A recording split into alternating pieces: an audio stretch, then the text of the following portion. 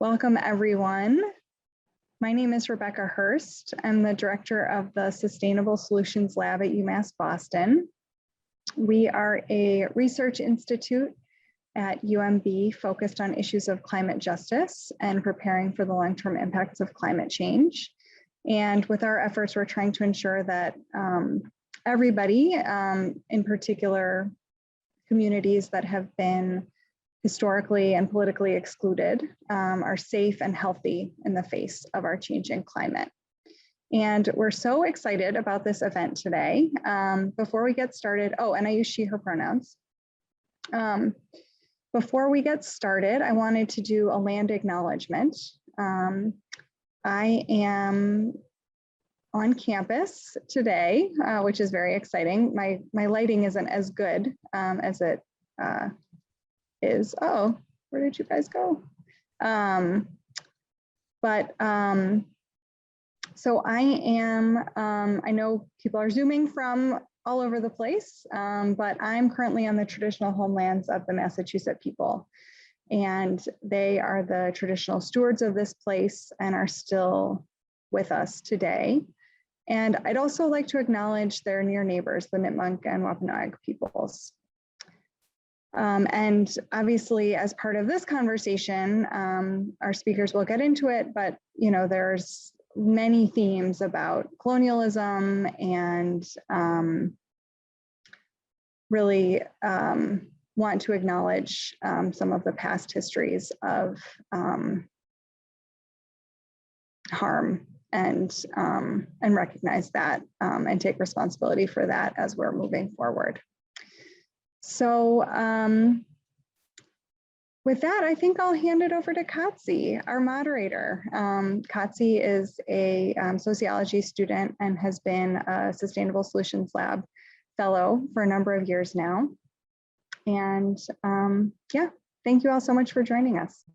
Thank you, Rebecca. Hi, everyone. My name is Katsi, as Rebecca said.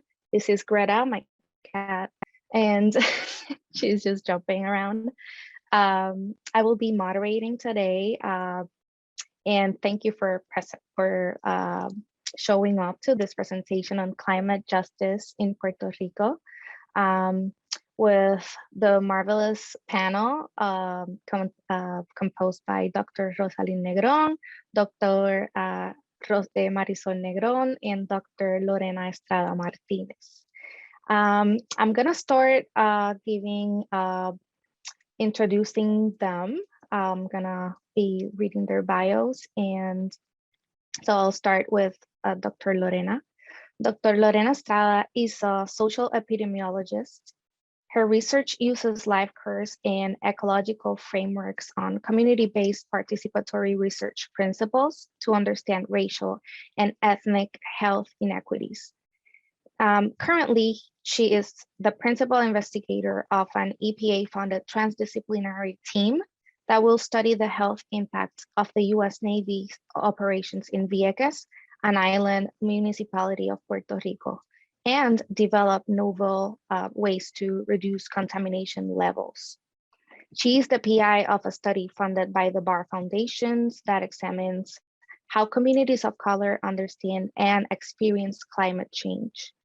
She is also the co-PI of an NSF-funded study with co-PI Rosalind Negron that examines the political, moral discourse and mental health implications of relocation decisions among Puerto Ricans in the wake of Hurricane Maria. Dr. Estrada Martinez has also participated in NIH-funded research teams examining environmental determinants of cardiovascular risk, youth violence, and Latino adolescents' sexual behaviors. She also earned her doctorate from the University of Michigan School of Public Health, where she went on to the Cornell postdoctoral research fellow in the Center for Ethnicity, Culture, and Health at the University of Michigan. Now I'm gonna introduce Dr. Rosalind Negron.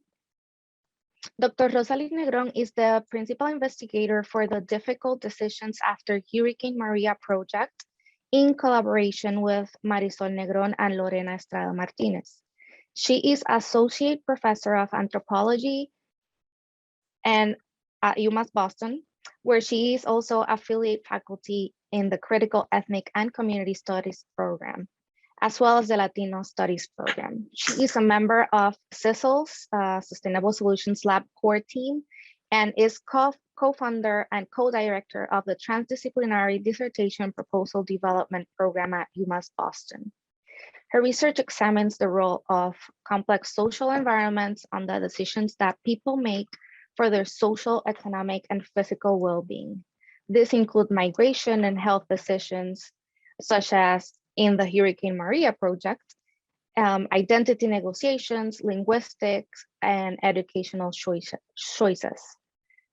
A past Ford Foundation postdoctoral fellow, Rosalind's research has been funded by the National Science Foundation, the National Institutes of Health, the Max Planck Institute for Religious and Ethnic Diversity, the Environmental Protection Agency, EPA, and the National Oceanic and Atmospheric Administration. Rosalind is also an emerging documentary filmmaker. Her first documentary film, titled More Than Mass, in collaboration with UMass Boston anthropologist Ping An Ado and filmmaker Monica Cohen, will be released this year. Now I'll introduce Marisol Negron. She is situated at the intersection, her research is situated at the intersection of literary and cultural studies, critical race and feminist studies, and legal studies. Her work examines how cultural products transmit collective memories and social identities across generations of racialized communities. She is particularly interested in the complex and contradictory ways that cultural products reanimate, circulate, and transform meanings of Latinidad vis-a-vis questions of space, gender, and sexuality, race and ethnicity, language, immigration status, sound, medium, or other symbolic and material factors. Her book manuscript, Made in Puerto Rico, Salsa as a Cultural Sign of Commodity, examines how New Ricans' subjectivities embedded within salsa impacted the music's trajectory in both New York and Puerto Rico, constructing alternative meanings of Puerto Ricanness in each of these spaces. Her current research traces the relationship between discourses of national identity in Puerto Rico since World War II, on the one hand, and the place of the Puerto Rican diaspora within the national imaginary on the other hand. She is particularly interested in how national identity has remained as pivotal points in Puerto Rico's history, including the aftermath of Hurricane Maria. Now, thank you again, everyone that showed up to this presentation. And so I'm gonna give you a brief agenda of how we're gonna do this. This is gonna be a two-part, it's gonna take a two-part format. The first part will orient us on the social political context of Puerto Rico and how it intersects with climate change. And the second part will provide more details on how we see this phenomena within the current research projects of the doctors today. Now, the presenters use the frame of cascading disasters, which I want to provide just a brief introduction to this concept. And first, disasters are known as disruptions that impact a community, affecting its systems and leading to human suffering, loss, and environmental changes.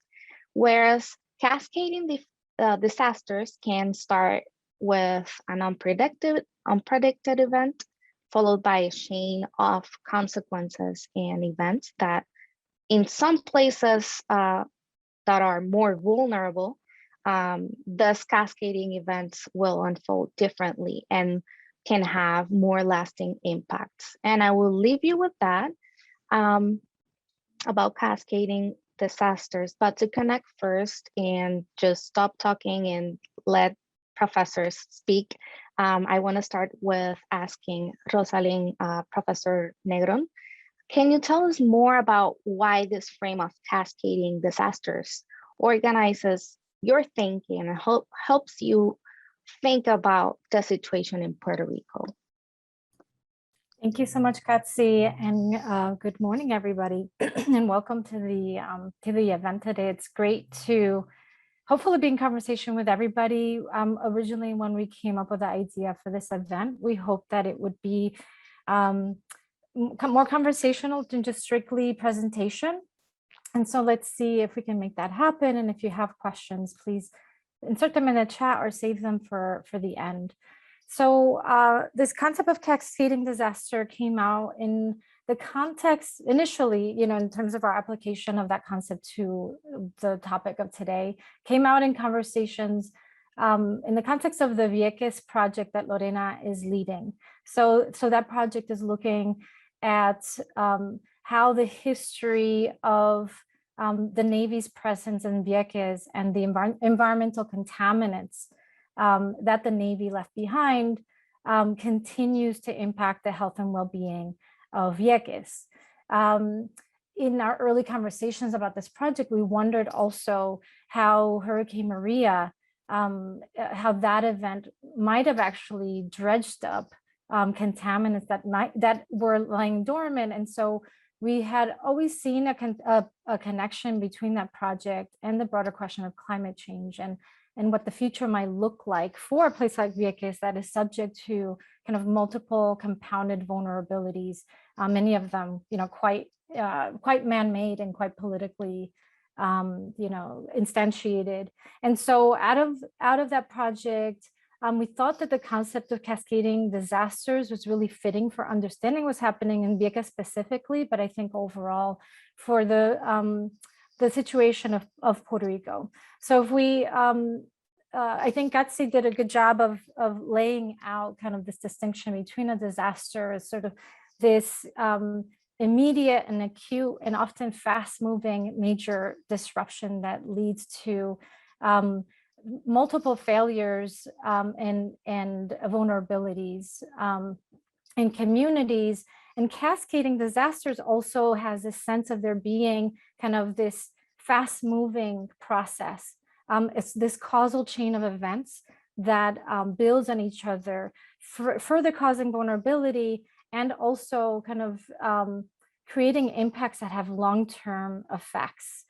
But we were really interested in both. Well, this is a theme that actually came up when we were talking about the Maria project. So looking at Puerto Rico in general, not just Vieques, and thinking about the post-Maria situation, how what we were actually looking at in the post-disaster context in Puerto Rico was a slow-moving disaster that people were still contending with the vulnerabilities that were put in place in after Hurricane Maria because of pre-existing vulnerabilities that we trace to like a primary cause. And Marisol is going to be talking more about that. And specifically what we're talking about is the annexation of Puerto Rico by the United States in the colonial context and the ongoing colonial status of Puerto Rico in relation to the United States.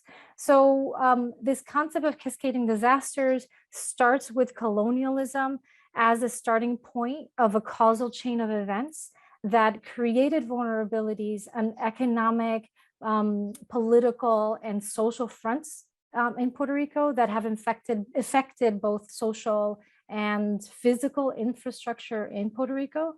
And that we understand that to be a kind of metaphor for a slow-moving disaster that has historical roots. And when we think about climate change and its accelerating impacts in Puerto Rico, we have to add that to the mix of hazards that Puerto Rico is experiencing. And so, so I think I'll stop there, because I think what Marisol is going to talk about in the to kind of bring out the broader colonial situation will add additional kind of detail to the way we're thinking about this. Thank you, Dr. Negron. Now, passing to the other Dr. Negron, Mari, how do you see colonialism and its implications? Can you tell us more about the colonial context and the various ways that it manifests in the past and in the present? Hi, everyone. I realized that I neglected to add into the introduction that I'm also teaching in American Studies and Latino Studies here at UMass Boston, and I'm the director of the Latino Studies program. I'm just putting on the clock so I can watch my time.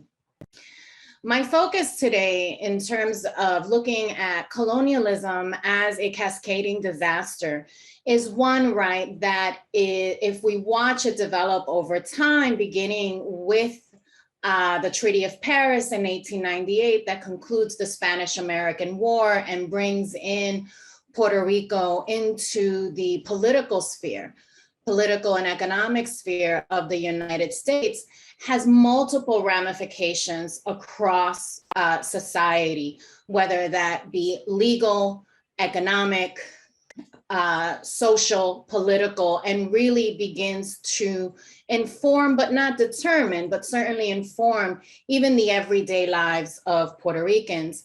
And what I'm going to share with you today is just one snippet, one example of the ways in which US economic and political emphases in Puerto Rico cascade over time to create an economic crisis that comes to bear. That is what informs the economic crisis in which Puerto Rico finds itself in 2017 when Hurricane Maria ravages the island. And, this is going to be a little bit kind of like CNN, where I'm saying one thing and there's more information on the side, because I don't want to go into too much detail, but do want to give a sense of the ways that US economic policy in Puerto Rico, particularly after World War II, and in line with US political desires with regards to the Cold War, go on to create an economic crisis in Puerto Rico that begins almost as soon as US economic development policies go into place in the 1940s and 50s. When the United States economic development policies transformed Puerto Rico from a primarily agricultural society into a manufacturing society. And however, despite the labor-intensive manufacturing industry that develops in Puerto Rico, it cannot accommodate the amount of agrarian labor that is displaced.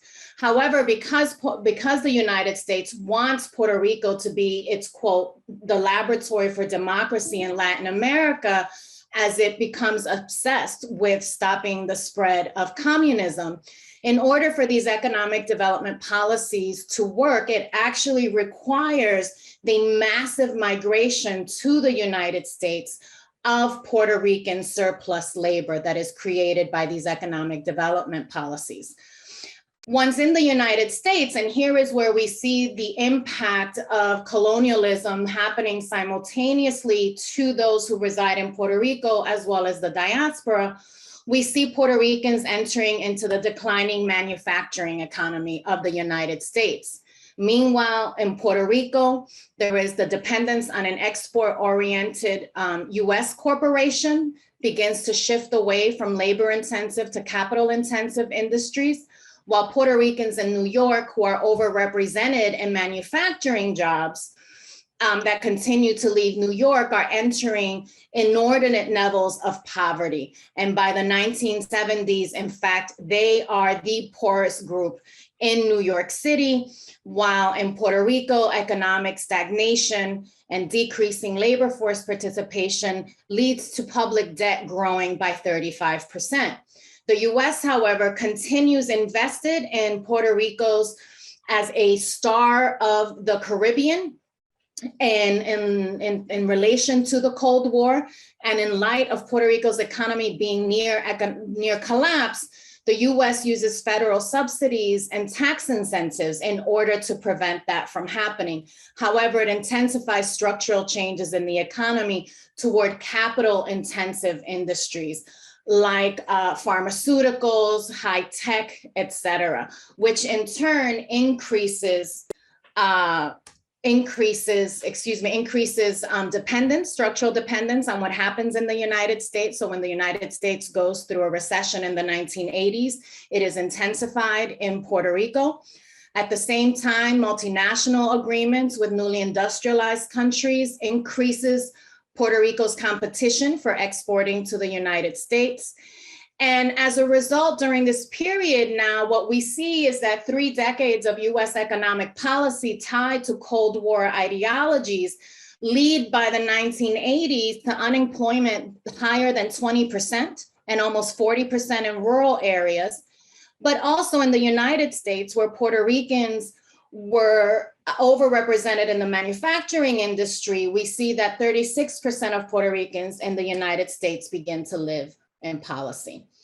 This manifests itself in the Jones Act, right, that we heard so much about in terms of actually the Merchant Marine Act, which has increased the cost of Puerto Rico over a year by almost $600 million, and resulting in prices that are $1.1 billion higher than it would be without the Jones Act. And so by the time Hurricane Maria comes and aid needs to get to Puerto Rico, the Jones Act becomes a financial and time impediment to getting goods to Puerto Rico. And it is in fact, and that compounds with the lack of federal assistance arriving in a timely manner. And you have a diaspora that continues, that though there has been a lot of financial development, a large percentage of which continues to live in poverty, being in fact the source of aid to Puerto Rico in terms of both goods and money that individuals are sending to family members and organizing to send to community organizations in Puerto Rico, such as Scholars for Puerto Rico Relief, an initiative that came out of UMass Boston, and the individual family, for example, that you see here spending $8,000 of their own money and raising another $2,000. And so this is really just a snippet of the ways that the Jones Act and the Treaty of Paris at the end of the 19th century and beginning of 20th century cascade into an economic crisis in Puerto Rico that comes to a head long before Hurricane Maria, but comes into the US spotlight at that time. Thank you, Dr. Negron. Here, I need to stop the speed up reaction. Yes, so here, although it's not explicit, all these policies have affected how Puerto Ricans in Puerto Rico and also in the United States have been able or vulnerable to this situations, political, environmental situations. So now I want to ask Lorena on the health side and the social side. Can you tell us more about how all this connects to the social determinants of health and health disparities in Puerto Rico? So yes, of course. Hi, everybody. Thank you for coming and good morning. Almost good afternoon. So the social determinants of health are all of the non-medical conditions in which people age, they are born, they grow, they play, they work, right? They live. We also understand them as exposures over time, right? So it's not just this moment in time, but just the accumulation of where have you lived for the duration of your life? What are those things? Now, the context of colonialism is central to understanding where the social determinants of health, that the status in Puerto Rico over time and at this moment, and certainly after Hurricane Maria. What are we talking about? We're talking about like economic stability, right? Like people's ability to have enough income to pay for foods that are much more expensive in Puerto Rico than the United States, precisely because of the Jones Act and the Merchant Marine Act that Marisol Negron was just talking about. We have issues of access to education and the quality of education. since before Hurricane Maria, but certainly accelerated after, Puerto Rico has lost over 400 schools, primary and secondary schools, all over the island. And so now there are, in fact, some towns that don't have public schools anymore, and they have to sort of work with towns nearby in order to have their kids have access to public education. We have issues of access to the healthcare, right? Always an issue in Puerto Rico in terms of specialist care, at least. And since Hurricane Maria, since 2008, there was a exodus happening, very consistent exodus happening from the island. But after Hurricane Maria, when so much of the physical infrastructure of healthcare collapsed, many hospitals were destroyed, urgent healthcare centers were destroyed. They didn't have power, they didn't have electricity, right? They couldn't provide care. Many of those healthcare providers left Puerto Rico. They're part of that big wave of folks that ended up relocating in different parts of the United States. We're also talking about neighborhood and built environment, which is directly impacted by climate change. So there's things like safety, but also things that have to do with the quality of the air in an area. And the water, right? Exposure to hazards. And as Jose Negron mentioned earlier, with storms or with droughts as well, in the case of Puerto Rico, we have changing patterns of exposure to a very long list of environmental contaminants that we have precisely because of our colonial situation, right? Like Puerto Rico as a dumping site for toxic ash, right? Puerto Rico and Vieques in particular, subject to over 60 years of military bombings and all kinds of testing of different kinds of weapons, right? So there's sort of a lot there. But these also impact the social and community context in different ways, right? It also activates both people in Puerto Rico and in the diaspora, these conditions to really have an explosion of social movements, right? And so much so that in 2019, the same governor that was governor while, during Hurricane Maria, he was outed by the people after weeks of relatively peaceful protest on the island and out here. So those are the social determinants, right? And those are just some examples of how colonialism has impacted, and sort of sometimes it's in very direct ways, right? Like in Vieques, okay, we're a colony, we have this land, we're going to bomb it, we're going to test military capacity there. But then also in all of these other indirect ways, right? Because as they control the economy of Puerto Rico, and all of our economic infrastructure is made so that it can work for the United States, then we have no ability to decide or implement policies that are better for Puerto Ricans, right? We export 80% of the agricultural products that we produce, and we import 80% of all of the foods that we consume on the island, right? So we can't trade directly with other Caribbean islands. I think Marisol had one of your slides about the relative cost of shipping something to the Dominican Republic versus shipping something to Puerto Rico, and it's about, it's roughly twice as much. So, right now that it's sort of sinking a lot of the population further into poverty, because of the cost of living is going, it's increasing exponentially.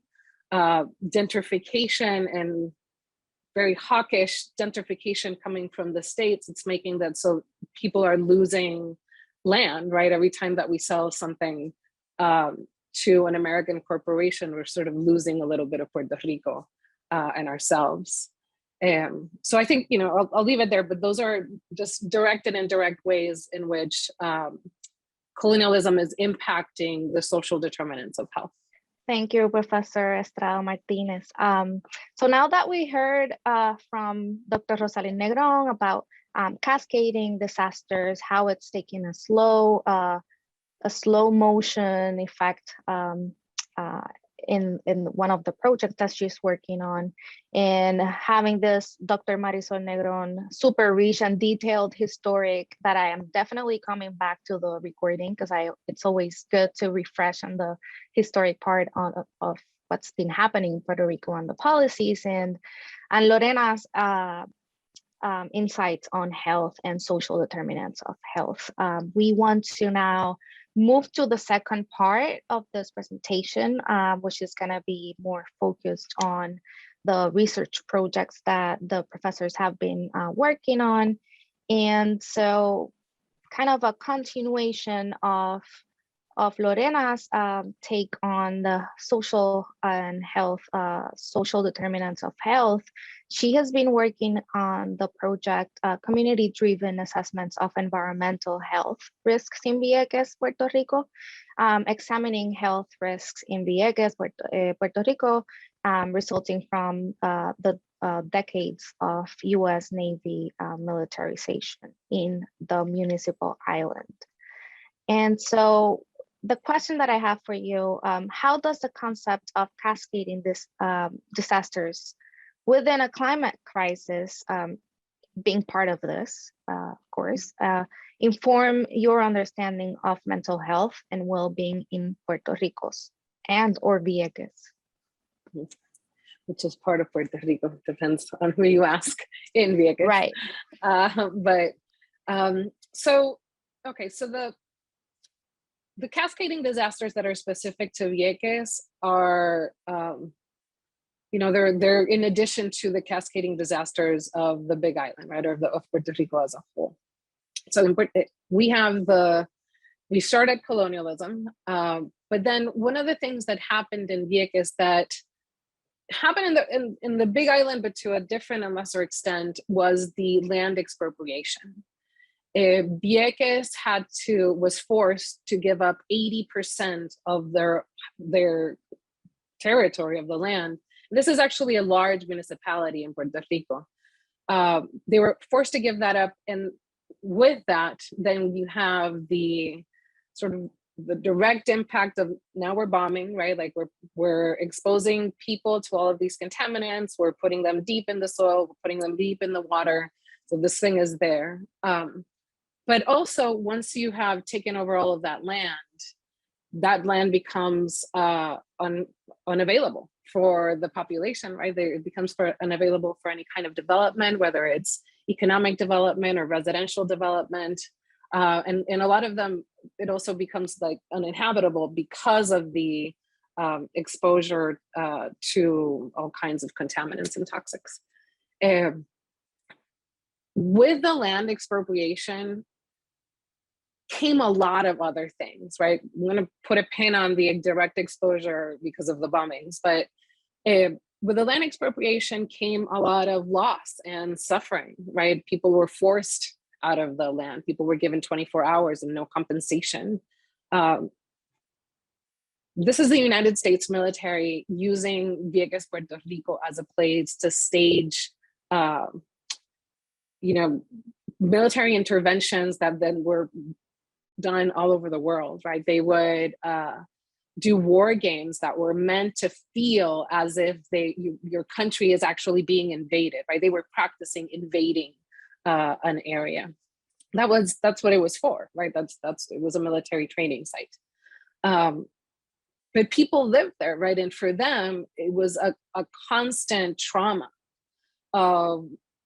that went beyond the environmental exposure, right? Like, for example, we have heard in our time in Vieques, but also, other people's accounts, that when the Navy would allow the soldiers, right, the sailors out into the civil areas, the residential areas, they would get very, very drunk at the different bars that they were, had sort of scouted out that these were the ones Americans could go to, and then would become incredibly violent and harassing the civilian population.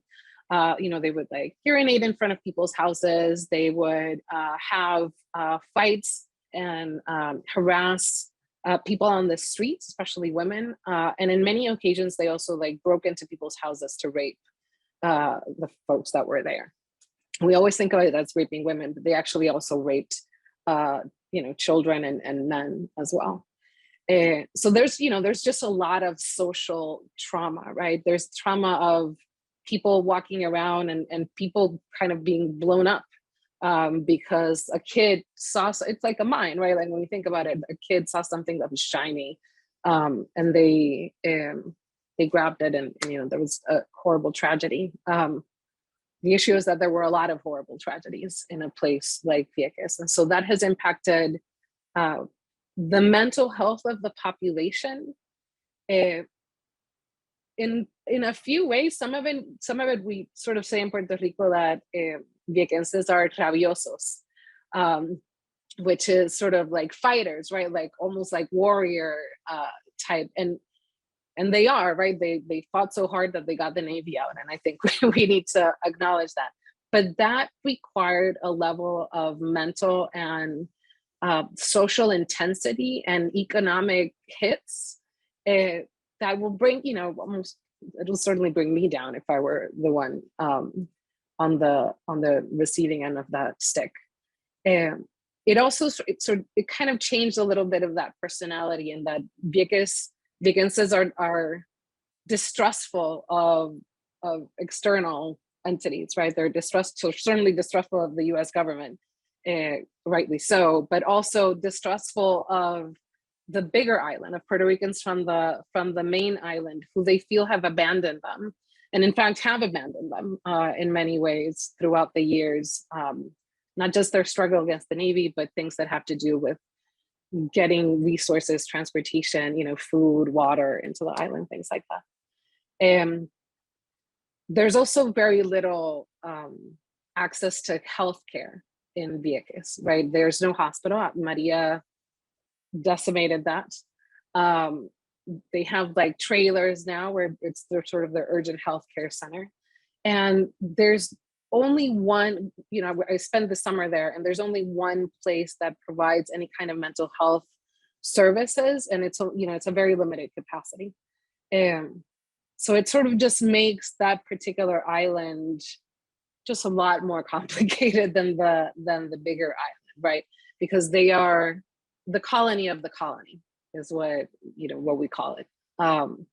They have all of the situations and that occur directly with the United States, but everything that happens through the main island sort of filters into a much more intense situation in Puerto Rico, in Vieques. And right now we're seeing that with like food, we're seeing that with healthcare, we're seeing that with transportation. So all of these social determinants, are impacting mental health and physical health. Just general well-being, right? Like the stress of living in a hard situation will kind of kill you, changes your genetics. I'll leave it there. I see your. Thank you, Dr. Estrada Martinez. So now connecting, going from a community health impacts of these policies and this occupation by the U.S. Navy, we're going to move more into the community and network responses at the network level, the community level, to one of the disasters or the events that are part of this cascading disaster. And so we're going to ask, we want Professor Marisol Negron to talk a little bit about what can we learn from climate vulnerable countries like Puerto Rico and its municipal islands about community capacity to cope with climate change. Thank you, Katsi. So just as a quick little overview of the Maria project, what we're calling now the difficult decisions after Hurricane Maria, we're looking at a range of factors that are impacting people's decisions to leave Puerto Rico or to stay in the wake of Hurricane Maria.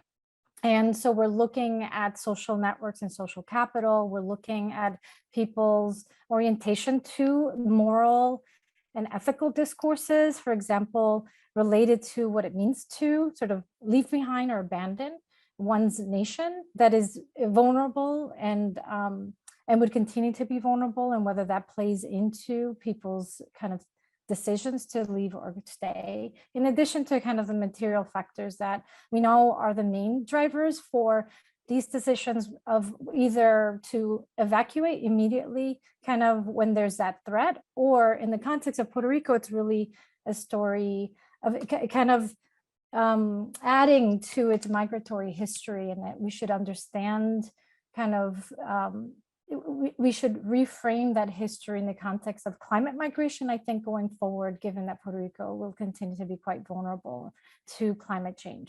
So that's a little bit of that. And one of the things that we did for the project is that we held focus groups this past summer in 4 different municipalities in Puerto Rico, where we spoke to people precisely about this question, about their sense of what they have learned from the hurricane, where they see their communities in terms of their preparation for future climate change, their orientation in general to this issue of climate change and whether they're thinking about it, and kind of their more forward-looking sort of perspectives.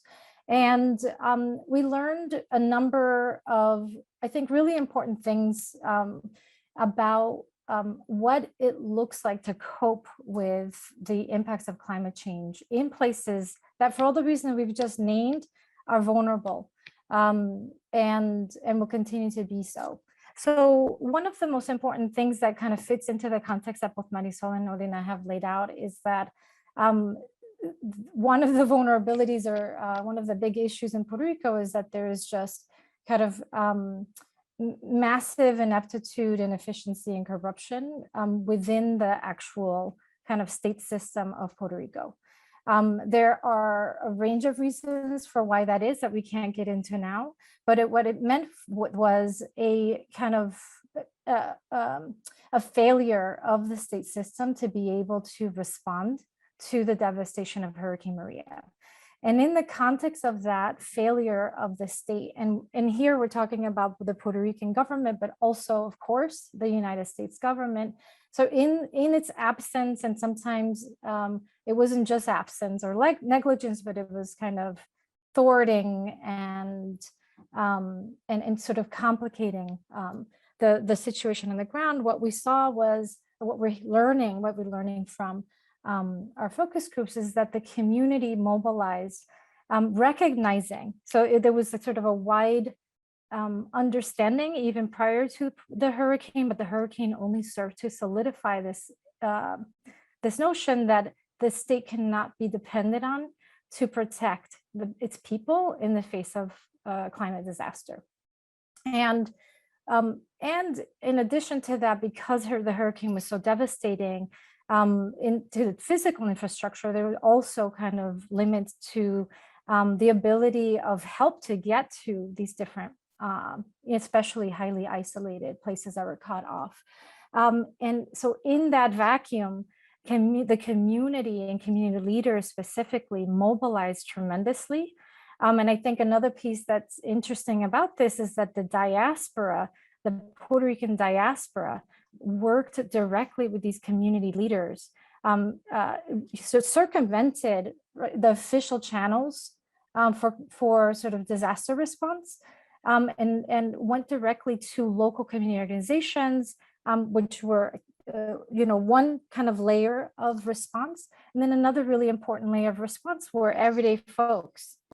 And where this intersects with this question of like how Hurricane Maria, or climate kind of emergency of this nature, is related to mental health and well-being. The hurricane had terrible impacts on mental health, but in the moment of response, the community saw this mobilization as a form of therapy. And so we heard time and time again, both in the interviews and in the focus groups, this notion of that they would have, sort of been thrown into despair were it not for the ability to mobilize and help. So quickly, what does mobilization look like? Some examples that were cited by our participants were things like developing census of neighborhoods to identify vulnerable residents. For example, residents who required insulin and other medication, oxygen, for example. So taking stock of who needed medical care, taking stock of where there were children, identifying where the elderly were, and then creating response centers in neighborhoods where community leaders who were taking on these sort of unofficial kind of leadership positions because they knew the community really well and knew where people were, to then distribute goods and equipment to different sectors of the community. So there's so much more to say about this, but I think that I want to speak to the robustness in many ways of the social infrastructure in Puerto Rico to respond to future disasters, but also to kind of the limits of that. And to end on that, one of the things that one of the community leaders told us is that they learned a lot from Hurricane Maria, and that prepared them for responding to like the earthquakes that happened shortly after. They're also quite scary, in some ways scarier than what happened with the hurricane. They had learned a lot from that. They had developed networks. However, they were taxed emotionally and psychologically, and that there was this needed layer of emotional and psychological support that would be necessary to keep that social infrastructure sustainable and robust. Thank you, Dr. Negron. So this kind of connects now to the background and the migratory history that accompanies the history of Puerto Rico, and both Puerto Ricans in the United States and in the archipelago. So I want to ask Mari, how do you think Puerto Rico's colonial history vis-a-vis the US and past recent migration history reframe how we understand climate migration? You know, for one thing, right, it is in fact a colonial relationship, and this is not unique to Puerto Rico, that determines or that informs, right, the route of climate migration from Puerto Rico to the United States. And what we've see from the migration since 2010 with the economic crisis, and in 2017 propelled by climate refugees, is that as the Puerto Rican diaspora spread beyond New York, beginning in the 1970s and 1980s, and increasingly established themselves in other cities, like cities in Florida, for example, that impacts then the flow of migration, as many Puerto Ricans are going to areas where either they have family or close friendship networks, or there are already existing networks available to support them. Certainly that wasn't the case for everyone, right? And so that one of the things that the research is looking at, that Lorena and Rosalind and I are looking at, right, is what propelled migrants, climate refugees, for example, after Hurricane Maria, to go to cities like Texas, to go to cities in Texas or Ohio, versus, say, Holyoke, Massachusetts, that had a large influx of climate refugees, or New York, or cities in Florida.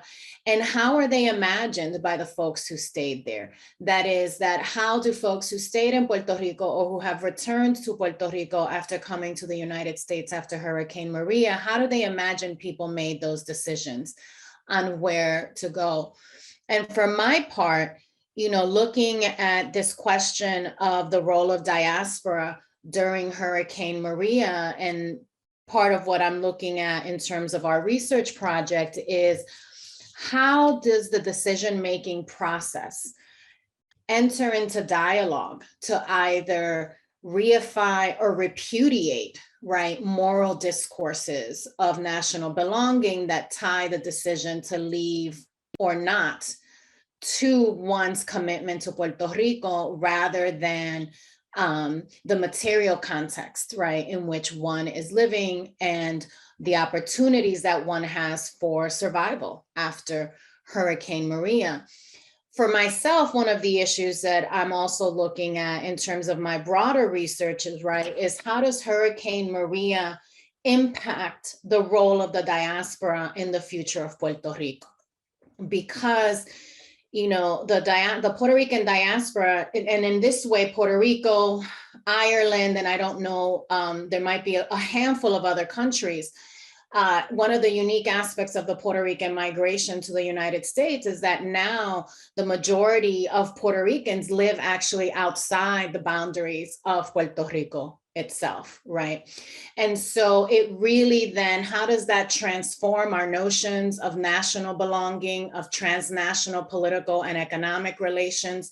Because the diaspora has been participating in Puerto Rico's financial recovery on a family-to-family basis, right, since the interwar period in after World War I, and that has only continued. And so that there has been economic involvement, political involvement, and in fact, a refusal not to participate in political movements, right? So that when there have been votes on the island, right, to gauge the temperature of the population with regards to the political status, when Puerto Ricans in the diaspora have never been allowed to participate in those, Puerto Ricans in the diaspora hold their own symbolic votes, right?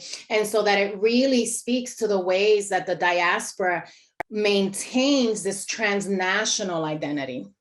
And that one of the things that we've seen is, how does this transform the relationship between diaspora and ancestral or actual homeland in this post-Maria period? Speaking to what Rosalind said, for example, of how diaspora organized in part to connect not only to family, but also to nonprofit organizations. And finally, my hope would be that in the future, we are able to look at questions, for example, of the impact of Hurricane Maria on those who were already in the diaspora, and how their social emotional response and its long-term effects after Hurricane Maria in terms of not equalizing the trauma, certainly, but examining how trauma develops in diasporic communities who are in contact with the ancestral homeland or actual homeland in the same way. Thank you, Professor Negron. This has been an extremely rich and great conversation. Now we have only 5 minutes, but it might be good for 1 or 2 questions. If anyone wants to bring up a question, you want to type it in the chat, or if you want to speak and ask, please do. In the meantime, I want to thank everyone for joining us today. Do we have someone asking a question? Oh yes, we have Lisa. Go ahead, Lisa. You're muted. Thank you for a wonderful presentation. I really learned a lot. I didn't realize until this presentation how little I knew about Puerto Rico and the history. So I appreciate learning all that you shared. My question is, after Hurricane Maria, I know a lot of young people have left the island, at least that's what I've read, and brain drain, so to speak. What is the impact of that migration on the people who are left behind? I'm just wondering if that's something you're going to explore and see, because I would think there's perhaps some moral distress, because of that kind of change. It seems like a lot of young people have left. So thank you. I'll say quickly, it's true, a lot of people have left, and the brain drain is a very real problem. I think also a lot of people have returned, and some of those decisions around return is couched precisely around moral and kind of ethical terms, in terms of kind of duty and responsibility to the nation. One of the concrete ways that these absences are showing up in the data that we've collected is that there are neighborhoods, that are empty, like that have homes that are still being owned by, the people who left, but that are empty. And there's this sense of, many people talked about these absences as a cause for their sense of a lack of connection to their local community. Interestingly, after the hurricane, a lot of these connections were activated immediately after. They were activated because people were coming together to help each other out. But as people were leaving, there are concrete effects in the overall social fabric in certain communities. And specifically those who are left behind are elderly folks who are the most vulnerable. Does anyone in the panel want to touch on that, or should we move to Miguel? Okay. Thank you, Rosalind. And thank you, Lisa, for your question. Miguel, your turn. Thank you. Excellent panel. I'm Miguel Roman. I'm here in the state of Maryland as part of the University Space Research Association. And I consider myself a member of Puerto Rico's diaspora here in the DC area. I just want to go quick statement. I left the federal government because of Hurricane Maria. And let me just say that. And part of that is because, as I was discussing this panel, somebody had to do something in the DC area and step up in a role of advocacy, not just send money to your abuelas and abuelos, but actually do some policy changes. And so I would like to talk about some of the more contemporary assessments of economic policy in Puerto Rico and have the panel comment about that.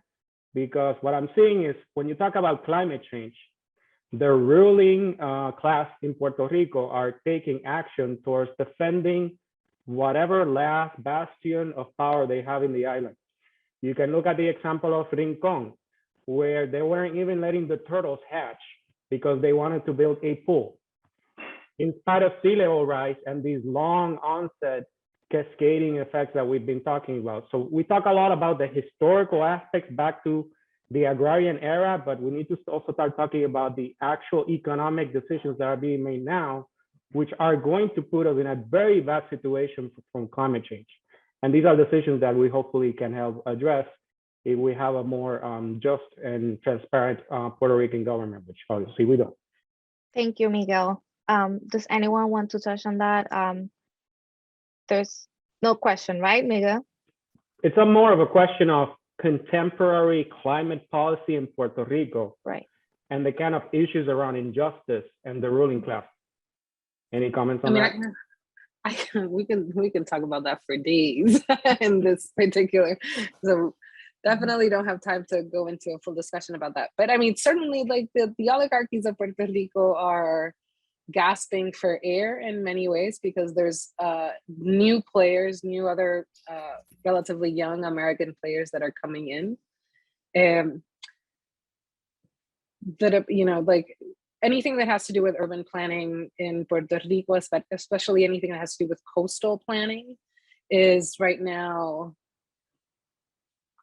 in shambles. I mean, and that sort of who is reviewing this stuff, who is approving this stuff.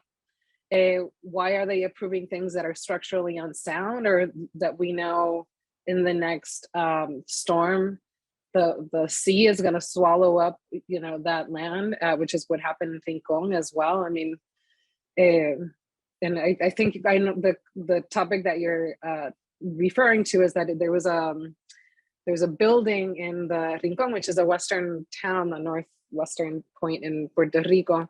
A very wealthy sort of group of people. They had you know, the building is not new. They had a pool, and after Hurricane Maria, that pool was destroyed, and so as well as the, you know, the ocean, the shores coming inland, and they were approved to build another pool, like one of those infinity pools that went into the actual ocean without any real evaluation of the environmental impacts or environmental health impact, like any sort of impacts.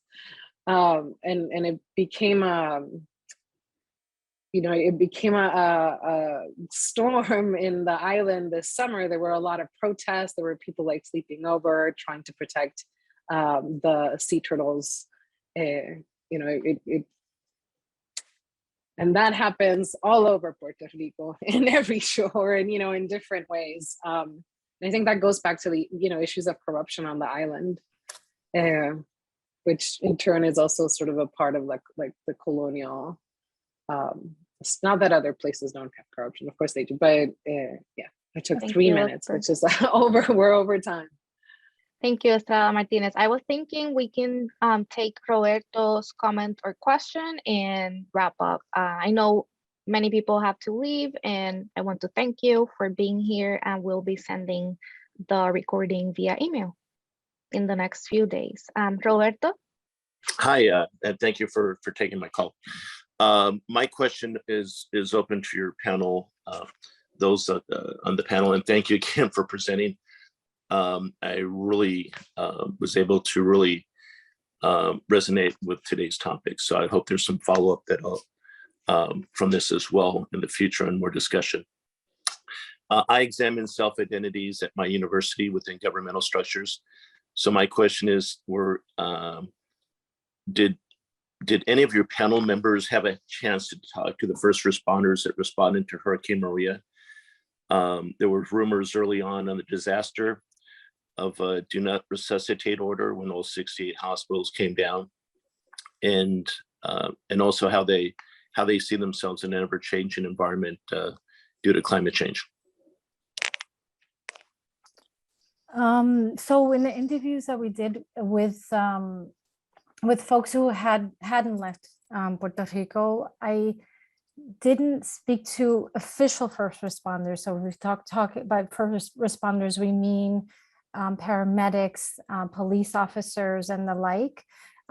We didn't talk to people in those specific roles, although that very same term, first responders, was actually used by community leaders, both in interviews and focus groups, in reference to themselves, right? Like that they were the first responders in an unofficial, informal way. So I don't know if your question about how they kind of understood their role in relation to the state, but I think that in relation to kind of official channels of responsibility for the response. But I think the overall theme here is that there is a sense of separation, and it's almost like that the credibility and trust was actually more likely if you, as a responder, sort of independent of the state and of the local politics, right? Which in Puerto Rico, sort of the two-party system and affiliations and in relation to those two parties really shape a lot of kind of what happens on the ground in relation to the distribution of resources. And so anything political kind of in the lay civil society kind of way is distrusted, right? And so I think like credibility and trust comes from disassociating from that. Although I did interview some folks who, let's say, who their children were police officers, and there's a lot, there's sort of polarized kind of perceptions of police officers in Puerto Rico. And these individuals were folks that defended police officers as people who were out there kind of doing the hardest work to help people out. So yeah, I would say that you know, for many responders who, in this unofficial context, it was important for them and for their credibility and trust to not be associated or linked directly to official channels. Okay. All right. Thank you very much. And I would just add briefly that, you know, to dovetail on Rosalin's reference to police, for example, that we know that Puerto Rico police, the corruption within the Puerto Rico police departments is extensive. It is endemic, and it extends to multiple facets of life, whether it is the reports that came out of them shipping drug addicts to the United States, to drug treatment facilities that were not necessarily occupied, you know, ready to receive them, whether it's with regards to participating in the government's neoliberal policing policies that led to the early death of Puerto Rico's most vulnerable communities.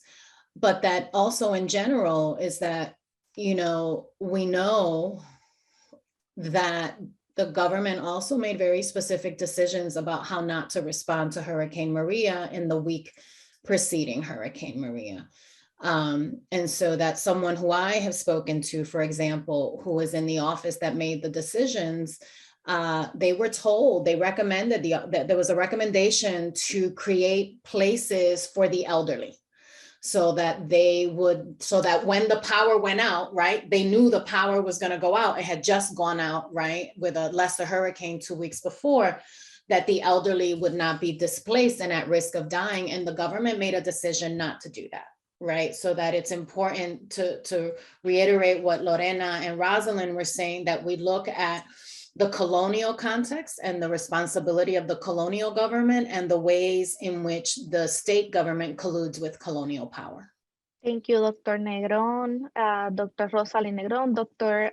Marisol Negron, and Dr. Lorena Estrada Martinez. Also, I want to thank Melanie for putting this up, and Rebecca, who had to leave a little bit early, for giving us the space. And I hope that all of you can stay tuned to the Sustainable Solutions Lab newsletter and upcoming events.